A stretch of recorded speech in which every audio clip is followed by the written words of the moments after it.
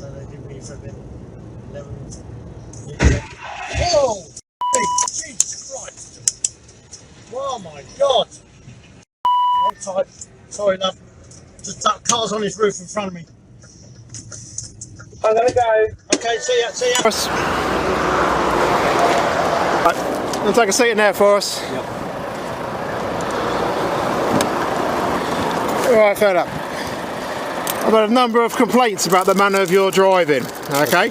Have you had anything to drink at all today? I have. You have, yeah? When was the last time you had an alcoholic drink? Maybe around 1 o'clock. 1 o'clock, okay? Yeah. Right, so because of the manner you're driving, okay, and because you said you have had some alcohol in the past 24 hours, I'm going to require you to provide me a specimen of breath at the roadside by this device here.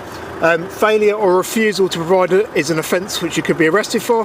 Are you happy to provide me with a sample? Yes. Yeah, okay. How old are you now? I'm 26. Good. Yeah, we're going to need a van in a minute, I think.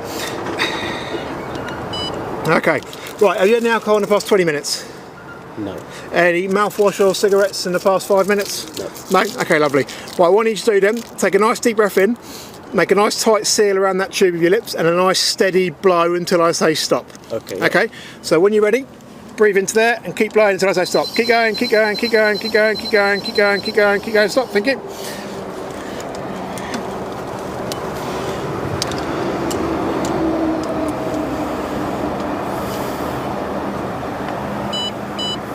Okay, that's a fail, 104. The legal limit is 35.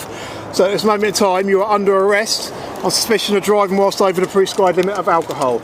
You don't have to say anything, but it may harm your defence if you do not mention when questioned. Something we should later rely on in court. Anything you do say may be given as evidence. Necessity for your arrest is to obtain evidential samples.